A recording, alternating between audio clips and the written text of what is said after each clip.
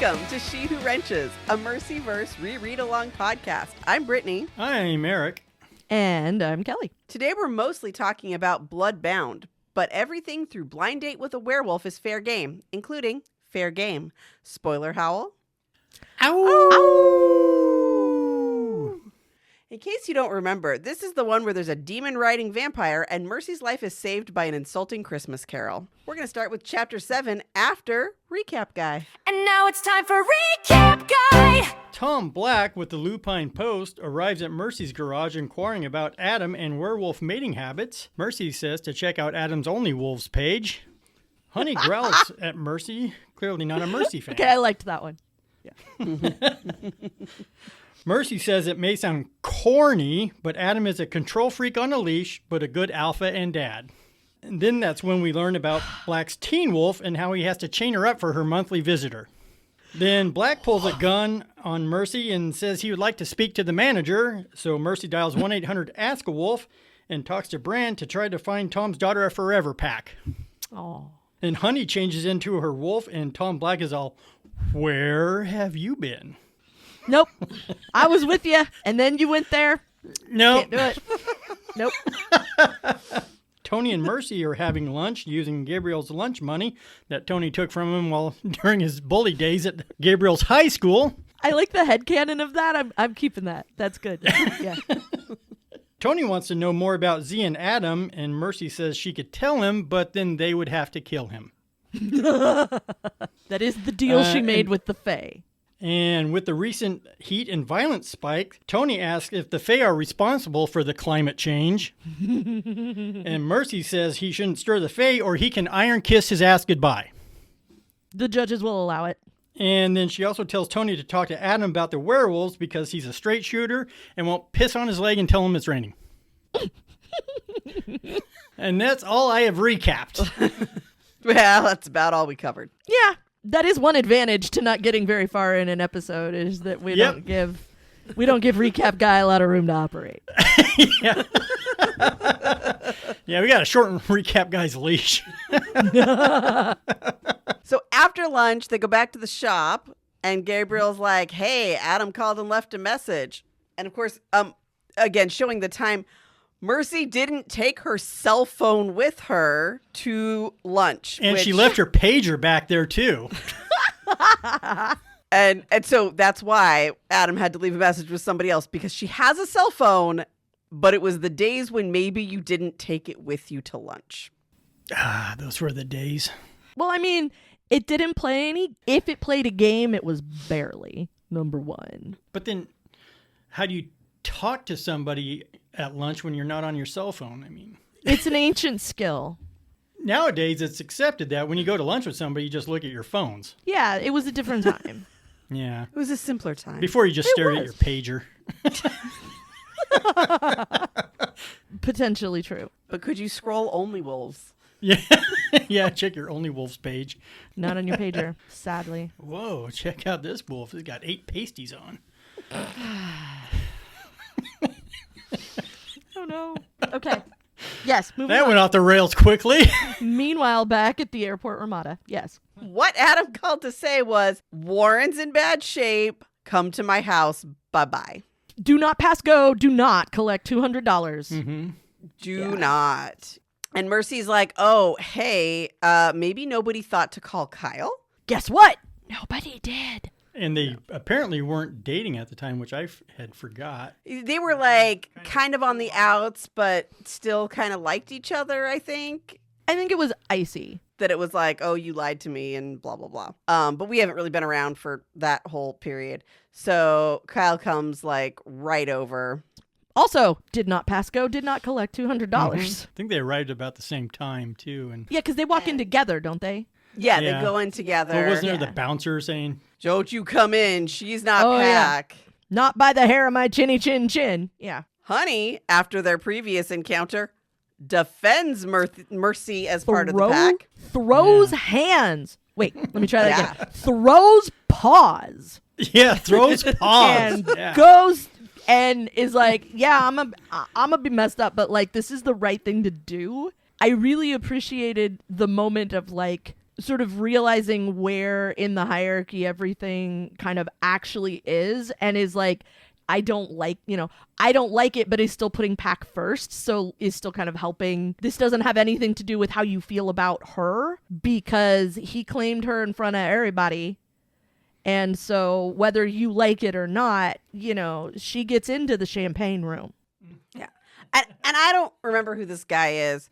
Yeah, neither do I. I don't even know if he gets a name. Like, I can't remember. I just feel like, he's just, some dude. But, like, if you fast forward to now in the current released books, there's no way she doesn't outrank him. Right. But this is before they took a different look and started, like, rearranging for sex. So now she's, like, behind, I think she's behind Daryl.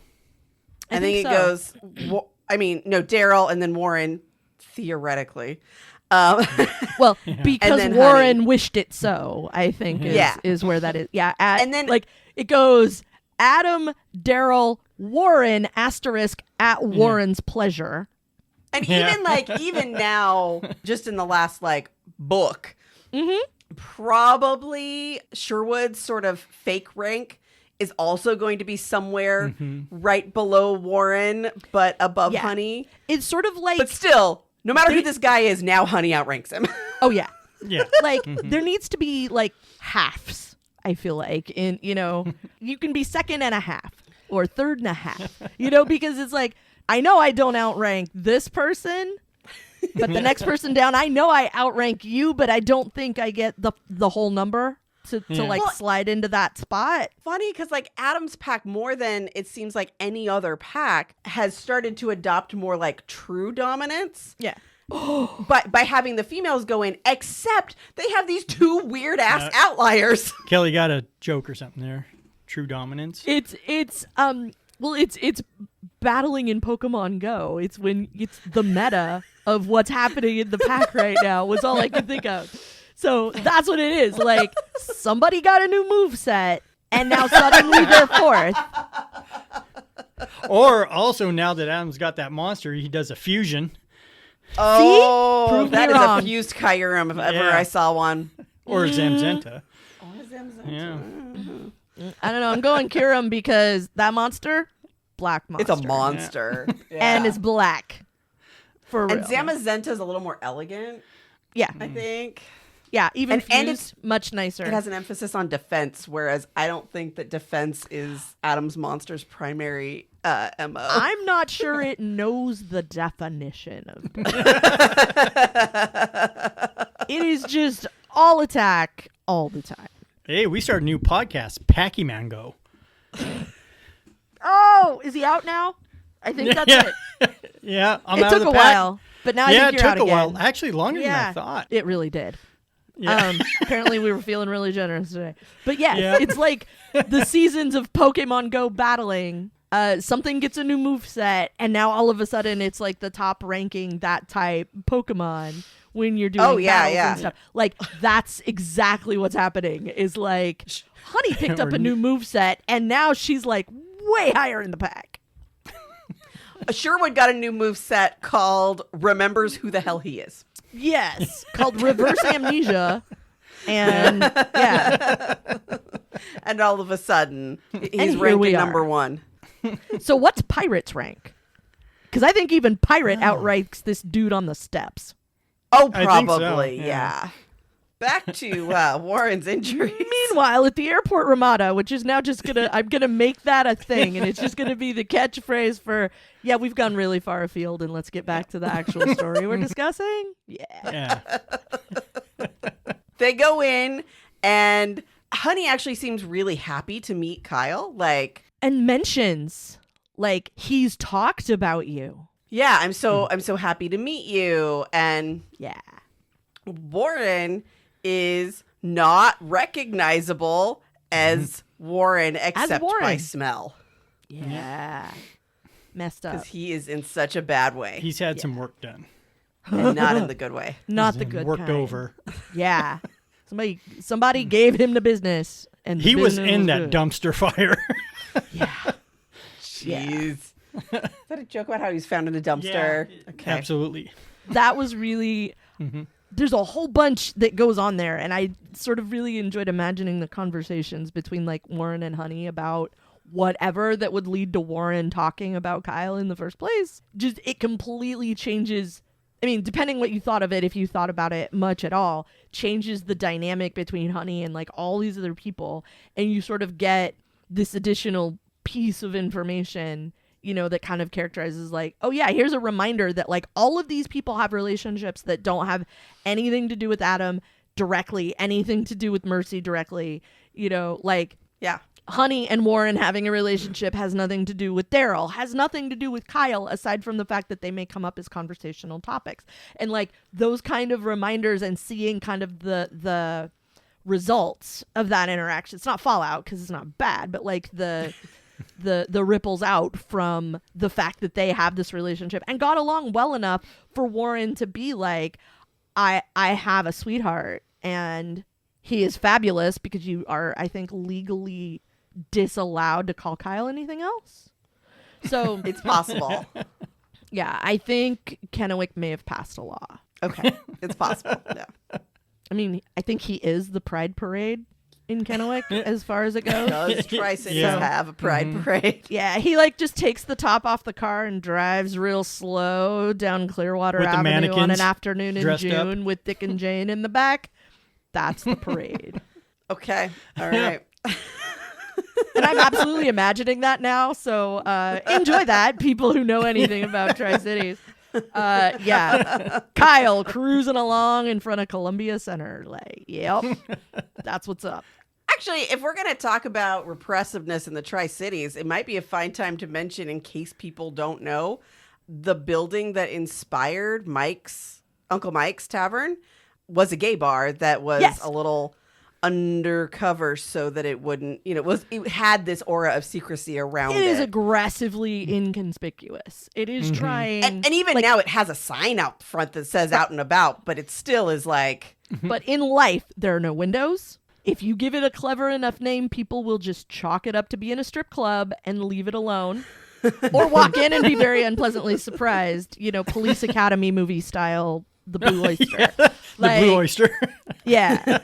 So, like, it's going to be one or the other. But, like, yeah, I think because it's in Pasco. This is the other piece of information about Uncle Mike's, is that the actual Uncle Mike's is in Pasco. And I believe when we were there, I said it was, like, we may not want to linger because the cops might be suspicious of a lady driving an automobile. I did feel like we got some looks standing out taking pictures with our walking sticks. I mean, standing in Yeah. front of a Walking building stick. with a stick and posing for a photo. I mean, yeah. That's unusual even by Portland standards, but like nobody's going to pull you over for it. And in Pasco, I cannot guarantee I do that won't not be the think case. that is unusual for Portland standards. I have walked down the streets dressed like a Jedi without people batting an eye in Portland. Well, yeah, but you weren't posing for a photo. That's my point. I was, actually. Was, yeah. Well, not when you're walking down Actually, the street. That's my point. Looking at Bestie Bubblers. For anybody who knows Portland, my nibbling thought that Benson Bubblers were called Bessie Bubbles. Big old Bestie Bubbles. Which I think is a better name. Like, let's be fair. It is. Yeah. It is. It is a better It name. is. Which are like fancy drinking fountains is the best description. They are. Yep. Meanwhile, at the airport, Ramada. Oh, Samuel says that like Warren can survive if he has a reason to fight. So like keep talking to him. So Yeah. Kyle just sits right down on the floor and starts like telling him stories about playing baseball. I played Little League Baseball as a kid, and I feel like all of the stories Kyle was telling could have been stories about me playing t-ball. I was 100% enthusiasm, 0% technique. I enjoyed it, but like a lot of like very young kids, you know, like whoever you put out in right field would sit down and like pick Yeah. flowers out of the grass and things like that. Like, yeah, it was very much a bunch of kids being outside for an extended period of time. And if a group activity that is coordinated happens as a result, you know, so much the better, but like nobody's holding their breath, right? Yeah. Well, my dad was my t-ball coach in 2nd and 3rd grade, and he'd have us go play catch or do running drills or something, and he'd go out to his truck and have a beer and a bong hit. I don't think I knew he was the coach. Yeah. Is that I think that might be all T-ball coaches, but I'm not 100%. I think so. Maybe most of them are more subtle about Maybe it. in the 80s, Yeah. Maybe in the 80s it was just It sort was of, the 80s. understood Yeah. that was what was happening. Like, Yeah. Team mascot was a bong, which is seemed wrong, but we didn't know. Yeah. So Kyle's telling T-ball stories. So the Ramada. Probably about the tragedy of the uniforms is probably his starting point. Yeah. If and I had to guess. Yeah. Yeah.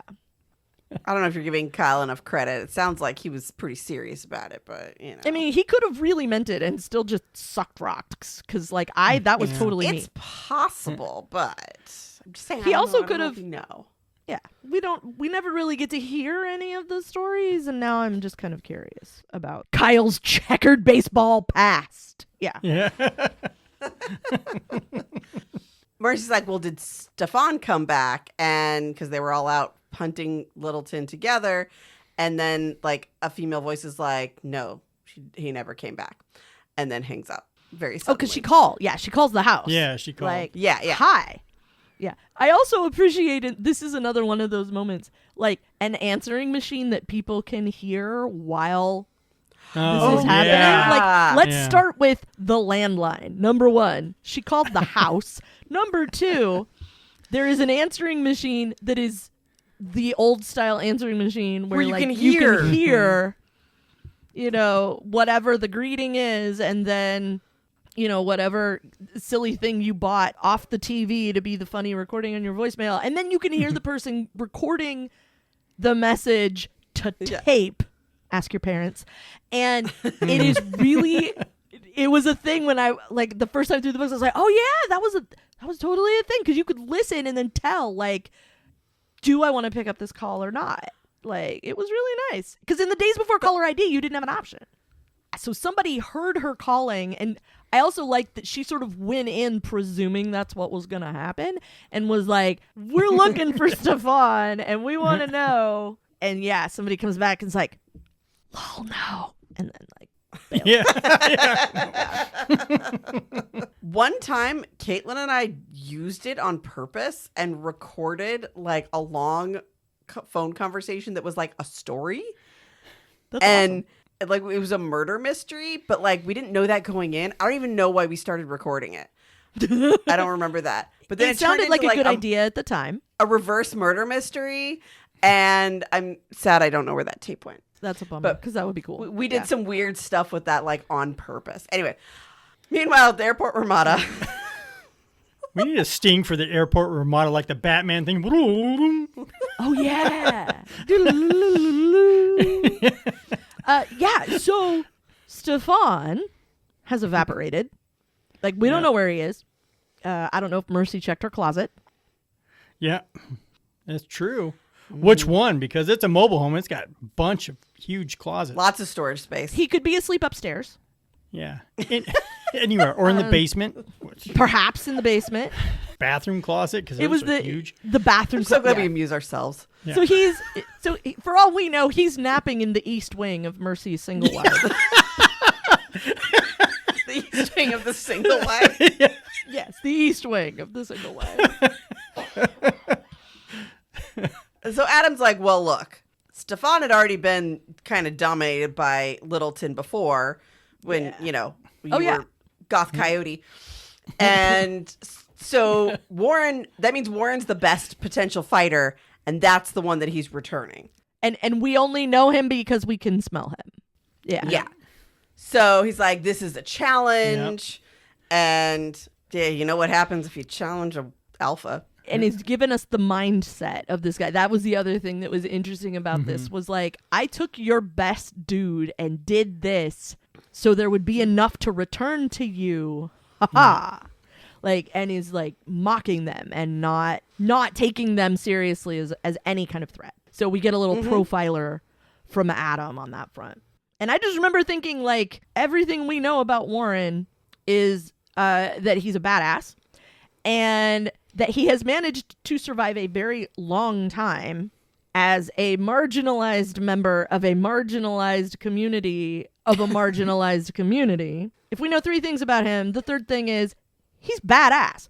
This is what has happened to him. He's been basically reduced to rubble by the ray of sunshine, Cory, that is running around town, baby bat. bouncing checks and making mayhem everywhere he goes. Because this is still the era of bounced checks while we're making jokes about people and their pagers. Yeah. Also, Stefan's a very old vampire, and he fell to it twice. I don't think we knew at the time, but we know now he can teleport, and he couldn't get himself out of that situation fast enough to not get got. So he's MIA. And Ben is MIA.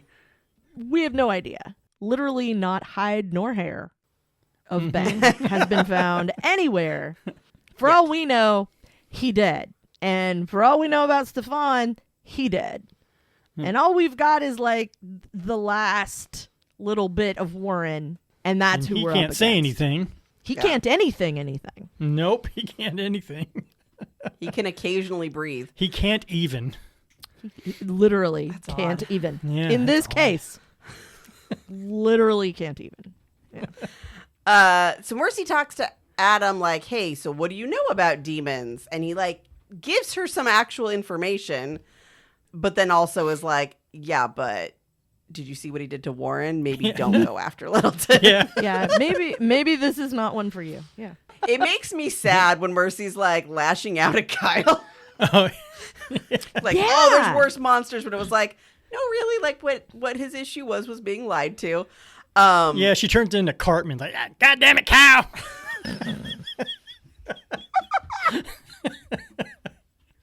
South Pack. Oh no!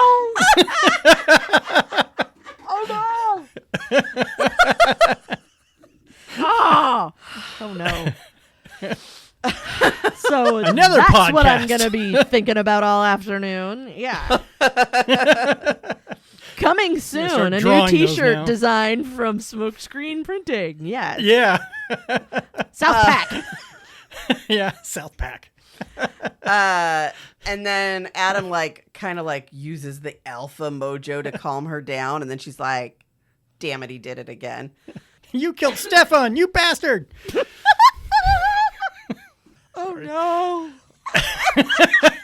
But he comes back because he's undead.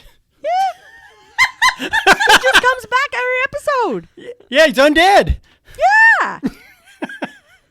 I mean, it does work. It kind of works. See, it really Yeah. does. Yeah, like I said, this is what's stuck in my head the rest of the afternoon, so I know what Eric's next shirt design is going to be.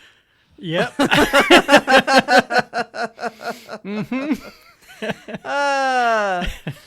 Honey hangs out next to Kyle with a bruise on her face because Guy done put her in her theoretical place that won't actually be her place for long. Paul comes in, and we get lots of opportunities to not like Paul, basically up until he dies. We don't like Paul, and then we're like, oh, you're kind of cool. Oh, no, you're dead. Yeah.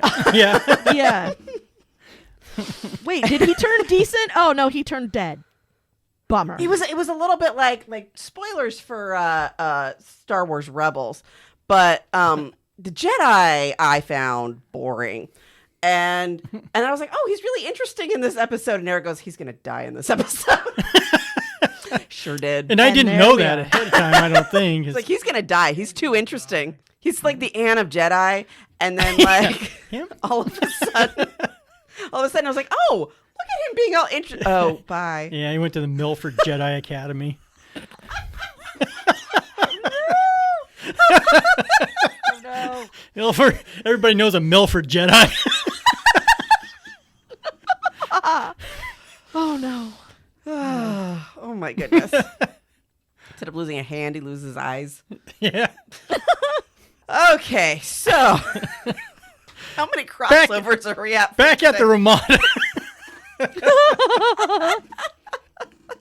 So Paul comes in and is like, hey, Dibs on Warren. yeah, like with the attitude that he's going to challenge him. And Adam's like, hey, when he's recovered and he's healthy, you can challenge him. And Paul looks stoked because he thinks he's Yeah. going to beat Warren because he totally doesn't understand how dominant Warren is or what Yeah. a badass he is. I do appreciate his entrance. Like, when he's dead, I get his stuff. Like, I'm gonna just take his desk. Yeah. I get all the toys in his cubicle. Yeah. Like, what? Like, that's really how he comes in. Very, very, like, mercenary about it, Yeah. Well, and Mercy's like, oh, there's not a lot of like really sanctioned fights, which I feel like maybe isn't true later, but whatever.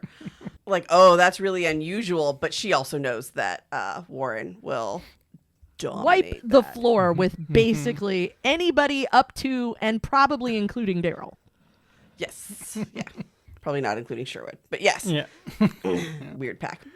He's meta. We don't. There's also no Sherwood at this point. Yeah, Yeah. for sure. Would just take off his leg and beat him over the head with it. He's like the Arceus from Yeah. Pokemon. That is true. Yeah. I say that like I really know that much about Arceus because I've only played Pokemon Go. Anyway, we can finish a chapter, I swear. Yeah, we're going to get a chapter, right? We do get confirmation that Ben is AFK. We have no idea where he is. No one knows for certain.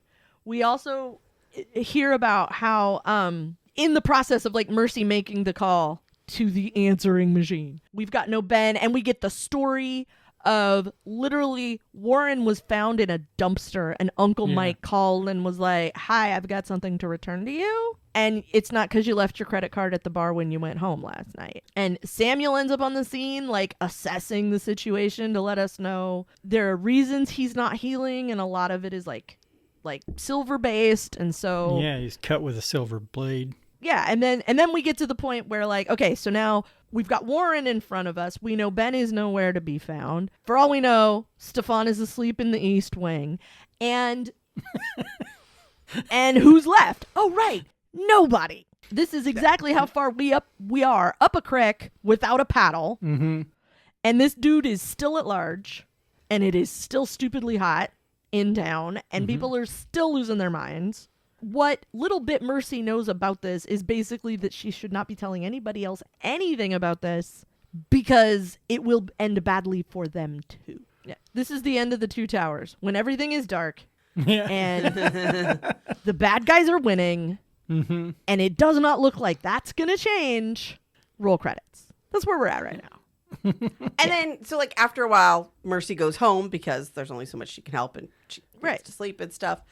And so she's not doing great. And in her not feeling great about stuff, stress cleaning, in her dark hour, who is to call but Marsilia, the vampire queen? Because her day was going so well up until this Yeah. moment. Yeah. Awesome.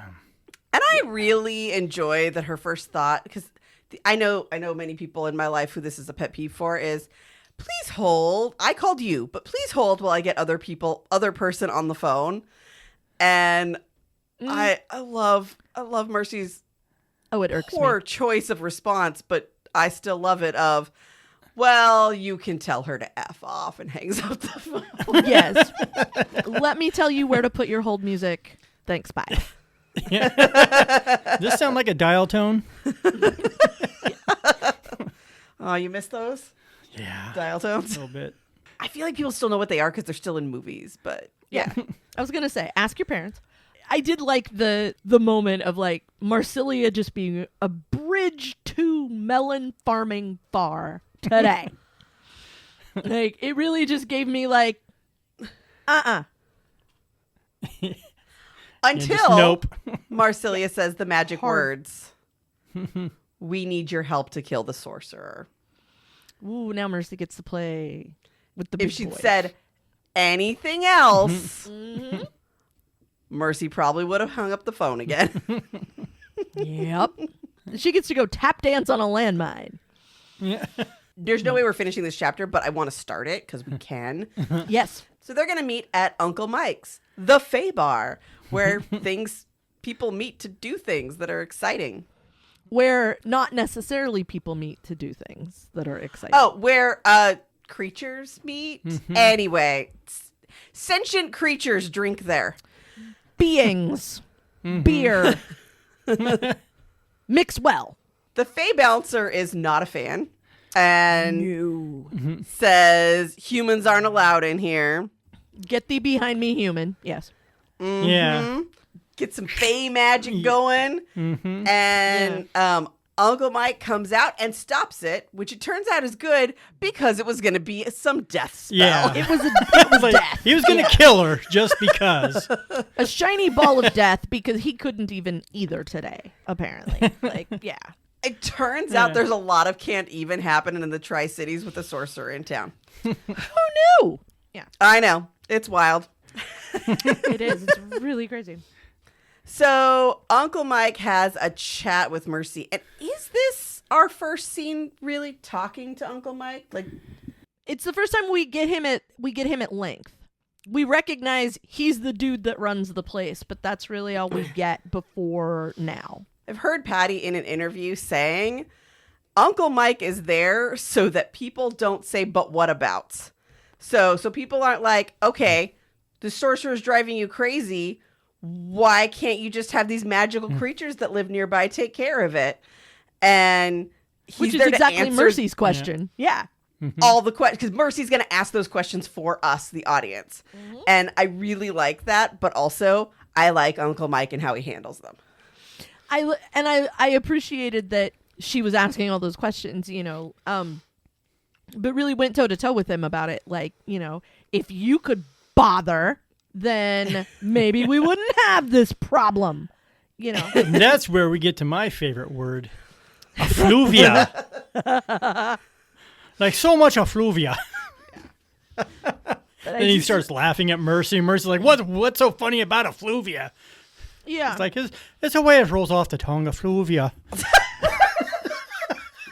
It's really just, I didn't know mechanics had a word-a-day calendar. And Yeah. it turns out if you work on Volkswagens, it pays to enrich your word power. So, Yeah. yeah, for that one, you're going to have to ask your grandparents. But anyway. Yeah. I mean, a lot of effluvia rolls off my tongue when I'm working on a car. So. But is any of it effluvia? If you step on a Lego, is that the first word that comes to mind? I feel like no. Yeah, effluvia.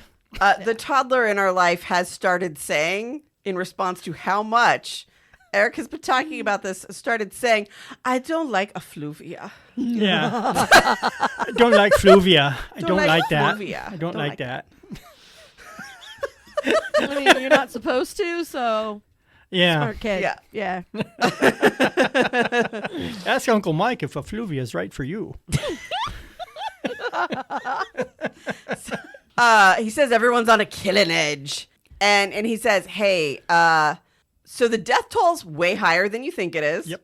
And the reason that the Fae can't do anything is they're also susceptible to the, maybe not as susceptible as werewolves, but they are still susceptible to the sorcerer, as demonstrated by the bouncer who tried to kill you for trying to come in. Yeah. And the Grey Lords have said, nope, Yeah. can't touch The this. two things you need to know is, they went full MC Hammer on all the Fae. Can't touch this. Yep. And you think it's only, I don't remember what number she gives him, but like, you think it's only 18 people? That's adorable, basically. Yeah. It's like triple that. Yeah, which is also kind of like, another sort of big piece of information sort of casually unloaded that, it's way more people than you thought. And there's probably more. The number you thought it was is bad. The number we know about is way worse, and we still can't guarantee that that's everybody. And that's the direct kills, not the like, we've made everyone around us super mad and try to kill each other. Yeah, and now everybody's worked up, and so that huge thing sort of gets kind of casually lobbed at Mercy. But also, while we're here, this is where Mercy discovers the scene of the crime. Because she's like, wait, Oh, yeah. it smells like Warren up in this piece. Uh-huh. Because he was left in the Uncle Mike's dumpster. Because they left him out back. Uncle Mike also said the other interesting piece was like, we're not supposed to go because it's bad for us. But don't take any of your other friends because it'll be super worse for the wolves. That sorcerers are really, really, really bad for werewolves in particular. They cannot control themselves. Yeah, they're super not great for us, which is why we're supposed to sit this out. Yeah, wolves are double weak to sorcerers, apparently. That's what it is. Sorcerers are super effective. Yeah, against super werewolves. effective. Use a supercharged effect against Warren. Yeah. Like ice and Rayquaza, man. Man, it really is. So, yeah. Well, we'll hear more about Rayquaza on Rivermark. This does not surprise me in the least, but I love that we stumbled into the Pokemon Go metaphor for everything. So, for people who are new to the show, yeah, that's not going away. Just so we're clear. We've just halved our audience. Yeah. Just heads up. Yeah. And this is all even outside. Like, Mercy rolled up to the bar, and then we have this conversation, and even still, and then she's like, okay, fine. Like, if everybody here has all their knickers in a twist, then will you do me a favor and go tell Marsilia that, like, I'm not allowed, and I'll just hang in the parking lot until she figures out her next move or whatever, like. So then he's like, okay, fine, I'll let you, like, I don't know what you're up to, but I guess I'll keep an eye on you and make sure you get in. So he takes her inside. We should probably stop before the actual Marsilia so that we can go about the rest of our lives. Go play some Pokemon Go. So we made it partway into chapter 8. We're getting about a chapter an episode. Okay. Plowing through it. So thank you for joining us. Next time we're going to pick up on still chapter 8. But we finally made it into the bar. We have made it into Uncle Mike's. We finally made it past the effluvia, which I feel like we've been talking about for 2 months at our house. So I think we have. And maybe next episode we'll level up. I mean, I was there a month ago and we were talking about it then. Yep. Yeah. It's effluvia. It's effluvia. Yep. What are you going to do? So thanks for joining us. Farewell, Howl. Ow.